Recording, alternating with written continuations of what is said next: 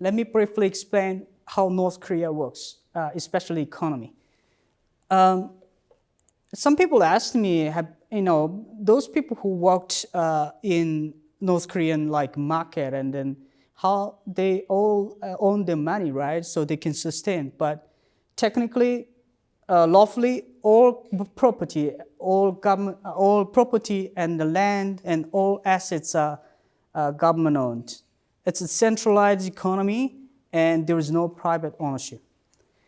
So we have informal markets, which we called Changmadang, and this is the critical place for anybody in North Korea.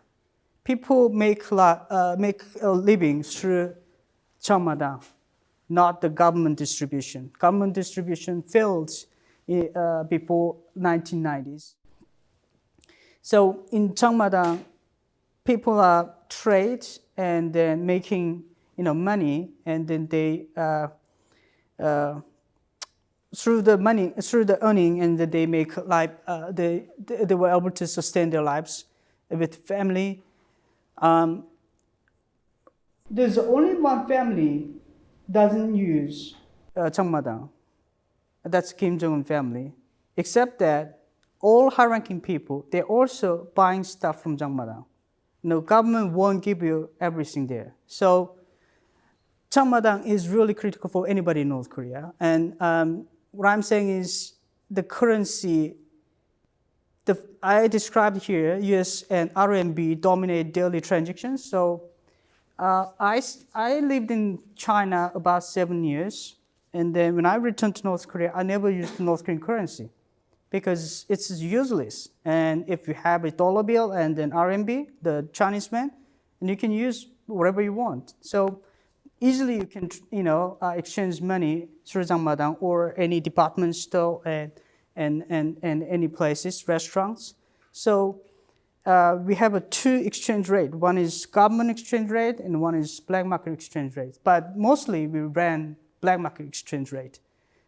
But what I'm saying is the currency is not valuable, the North Korean currency. So many people keep the US dollar bill and RMB as the final security and then security of their asset. So even though the people who trade in market, everybody wants US dollar bill. So I once thought about that. I think except the United States and North Korea is the one which has the most US dollar bills, the small dollar bills. Yep. And as I mentioned earlier, the government controls the economy, and then most big trade and big business are controlled by the government, and it is mostly elite class and also power class. So they're making money through international business. So there was one good saying in North Korea: people survive through markets, not the states. And it's kind of North Korean joke, and then North Korean, the word, the tongue, the party, and then Changmadang, the name, very similar. So they made type of joke that the Changmadang is the real one to keep the people's life alive. Yeah, I often face some questions regarding misconception. There's 3 misconceptions here. Brainwashing myths. Everybody think that when you see the photos, like people around Kim Jong-un, and they are crying, and then they are like trying to grab Kim Jong-un and trying to praise him. So it's all staged.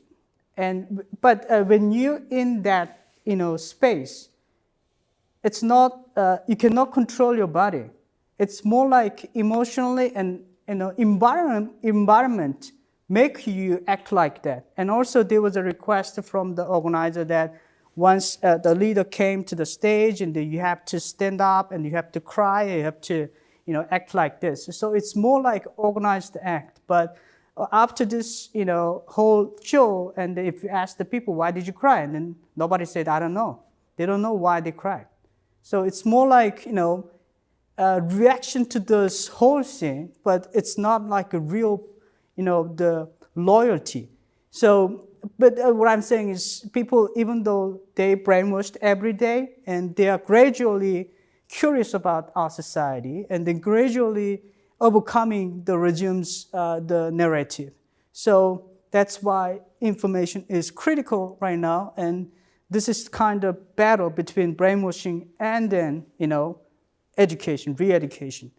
So the second myth is elite loyalty. So many the outsiders, the watchers of North Korea, saying that elites are the, supporting group of Kim family members, and they are the core foundation to defend the Kim family regime. But I would say it's not true because elite group is also bound by fear. It's not the loyalty or love to Kim family regime.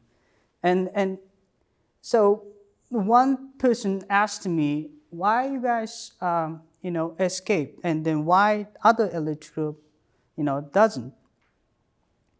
Elite members, don't. And then I said that, so the change must come through the big, the incident, the big crisis. If you don't face crisis, it's not easy to make the big decision.